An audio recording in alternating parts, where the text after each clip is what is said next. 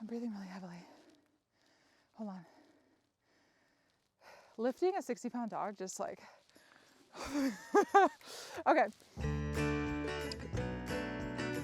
Welcome back, Outdoor Minimalists. Today I will be reviewing and overviewing 2 dog rescue harnesses. Before I get into the product details, I do want to explain why rescue harnesses might be necessary. As someone that hikes often with 3 large dogs, or even just 1 dog at a time, there's times when they've gotten injured. My older dog, he's gotten too tired to continue because of his arthritis, or maybe they pull a muscle. Whatever the injury may be, I need to be realistic in my physical ability levels and what I can manage on the trail. There's been a few moments in my past several years that my oldest dog, Ash, that weighs about 60 pounds, he's gotten some serious injuries that have required me to carry him out, and I didn't have one of these rescue harnesses with me.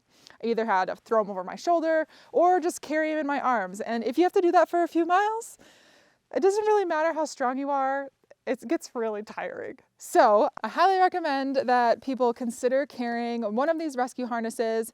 I'm going to overview both of them to include what they do, what they offer, some pros and cons, and then say which one I pick and prefer and why.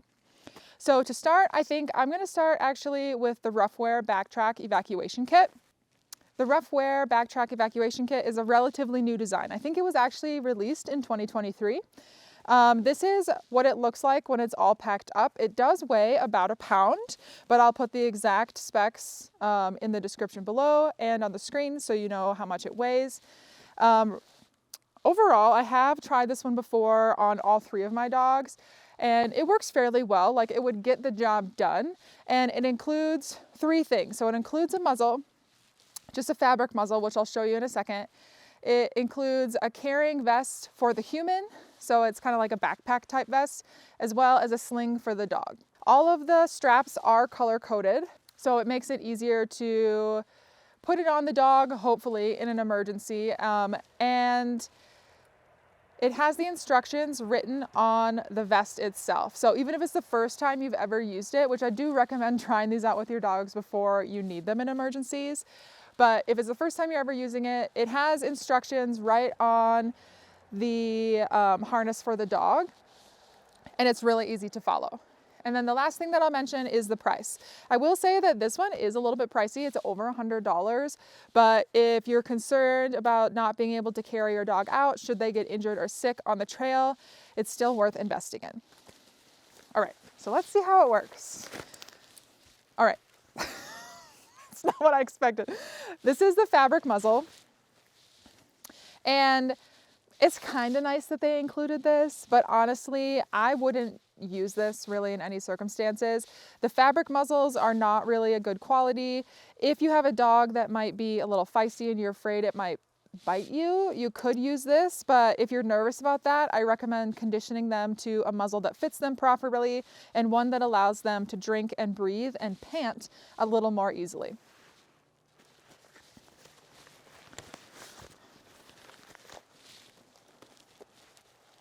It's really in there.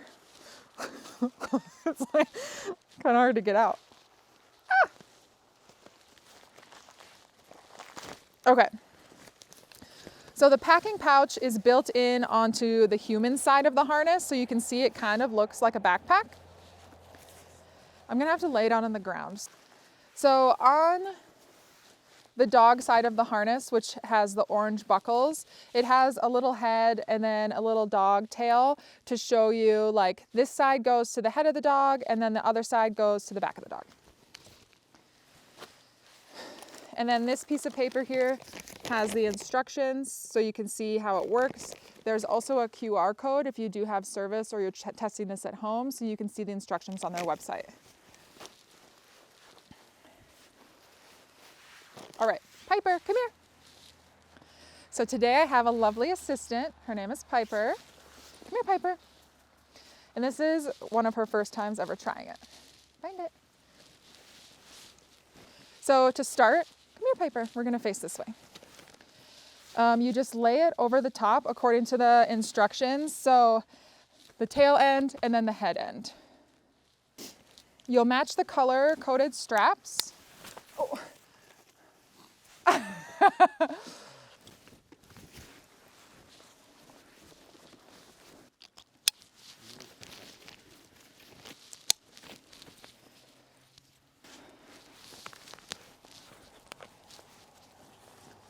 come here.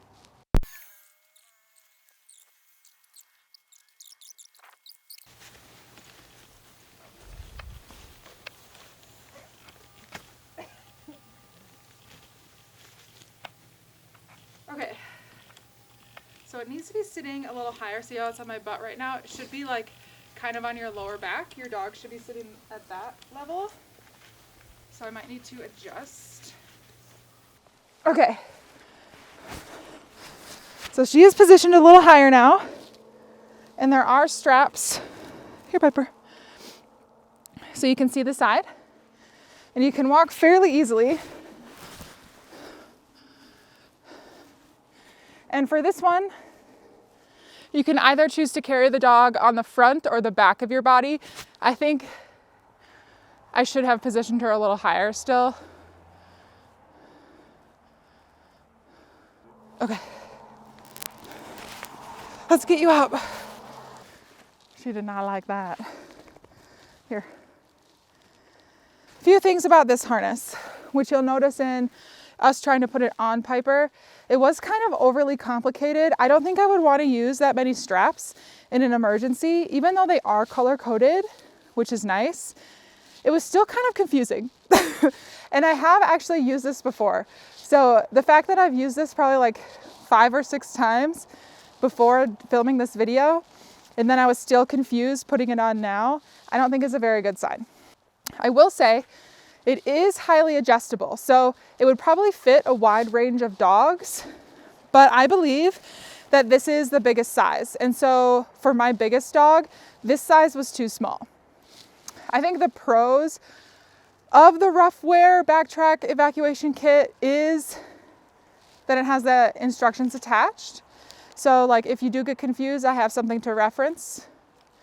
It doesn't take too long.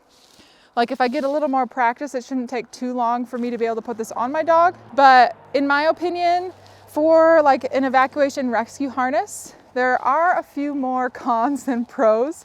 So like, yes, it was confusing. It weighs over 1 pound. So I wouldn't want to keep that in my backpack at all times. Like that's a lot of extra weight to be carrying, even though it is a necessary piece of equipment, in my opinion. It is over $100, which I don't think is a super affordable price for something like this, and something that I think most pet parents should be owning. And yeah, I don't like how confusing this was. So I'm sorry, Ruffwear, but you might need to revamp this design. Okay. So for the Ruffwear design, this was their first attempt at this design, I believe. So there's definitely improvements that can be made, and I am excited to see more brands offering these type of evacuation kits. Onto the Airlift by Fido Pro. So this is a long-standing brand for canine rescue and evacuation harnesses. This is a harness that is backed by many veterinarian boards, as well as most search and rescue locations in the United States will recommend this if you have a dog of any size, really. Fido Pro offers 3 different sizes. They offer a medium, large, and then an extra large. This is the large. They do also offer an attachment for the extra large harness that allows you to carry a 2XL dog, which is typically a dog over 100 pounds. For the 2XL attachment, it does require you to have 2 people to be able to carry that size dog. So keep that in mind if you have a very large breed dog. This is a bit more affordable than the Ruffwear option. It is under $100. They often run sales, and it is quite less complex. So you'll notice that there's already fewer straps. There's just 4 leg holes for all 4 of their legs. There's 2 buckles, and those are also the human backpack straps. On this one, it has tags on both sides to say what's the front and the back. So this one is the front inside. Come here, Piper.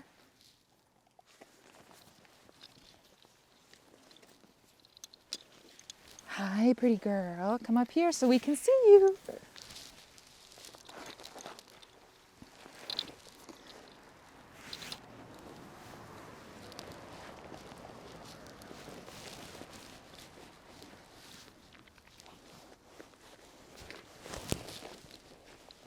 Oops.